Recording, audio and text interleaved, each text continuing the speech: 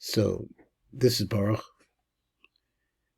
We're here in the book of Psalms. This is song number 50.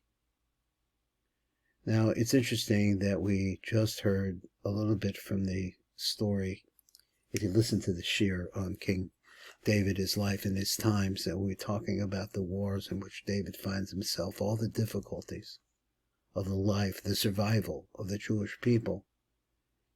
And this is really the story of the Messiah who lives in our world, who lives amongst us.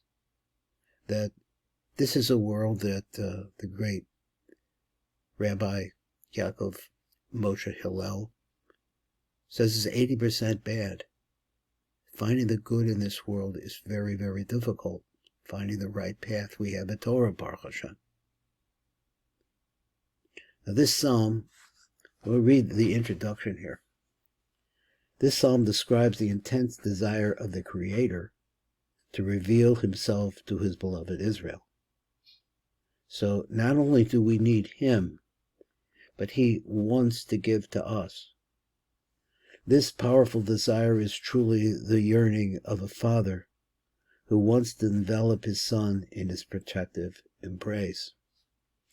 Yet God cannot indicate his presence to his children until it goes the other way, that they too demonstrate a sincere desire to draw near to him. For those who have strayed, one means of return is the sacrifice. And we know a lot about the concept of sacrifice. The word carbon derives from karov, which means close. In other words, trying to be clinging to God, wanting to be there. That's why we bring the sacrifice. Now, this is something that doesn't make a lot of sense in the world that we live in now, because it's so materialistic. When we think of meat, we think of, processing plants and all these cattle out there going through the process, which I've seen many times. That's meat.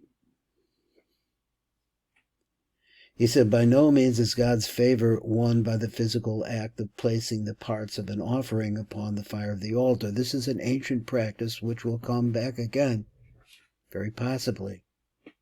It's the new awakening of the heart and soul accompanying the sacrifice. That's really what the sacrifice is about, which clothes the penitent with humility and makes him worthy of God's presence.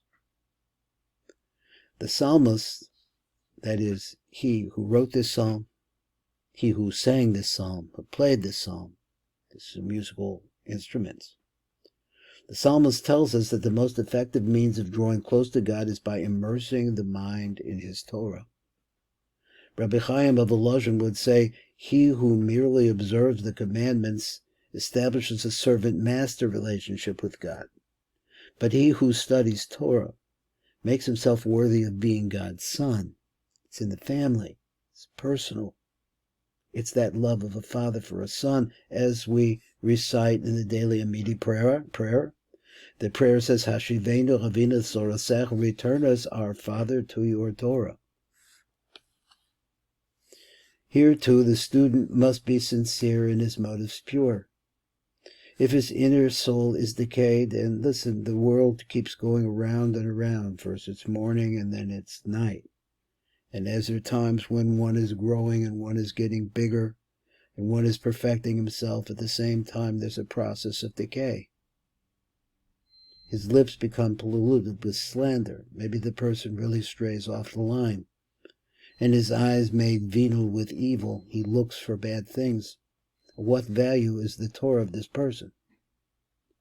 So finally, the psalmist outlines the reward for each man in according with his efforts.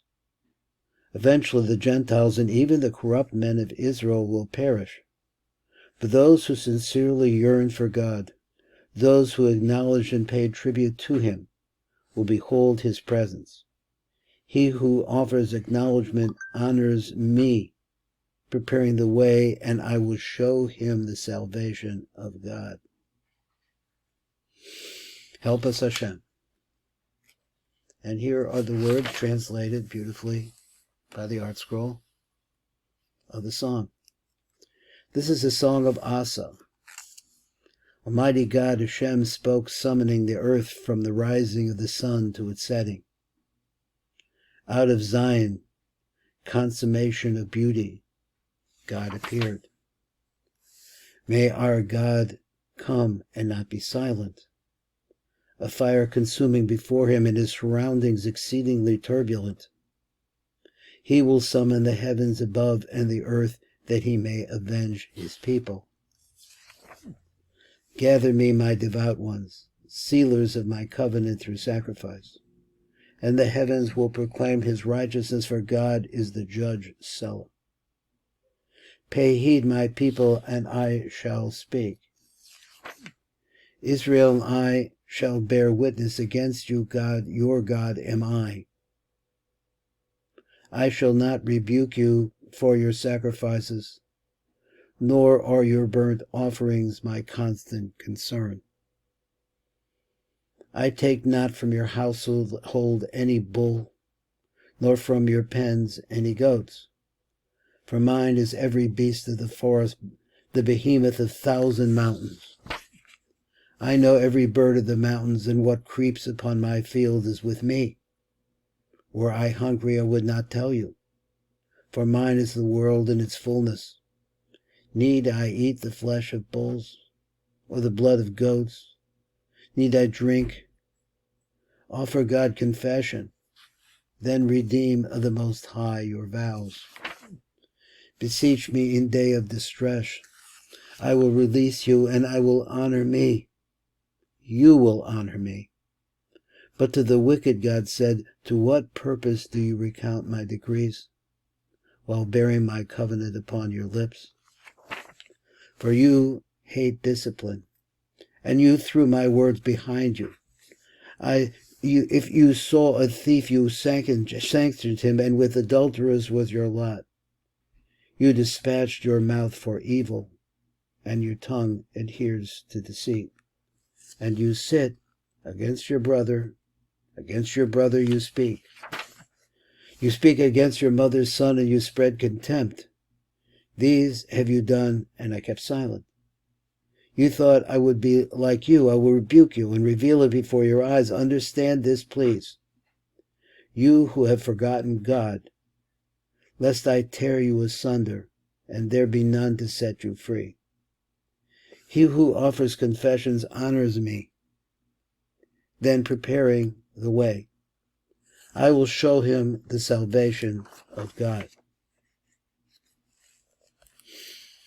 That's Psalm number Nun, number 50. This is Baruch Fleischman, and you've been listening to the words and the song of our King David HaMelech.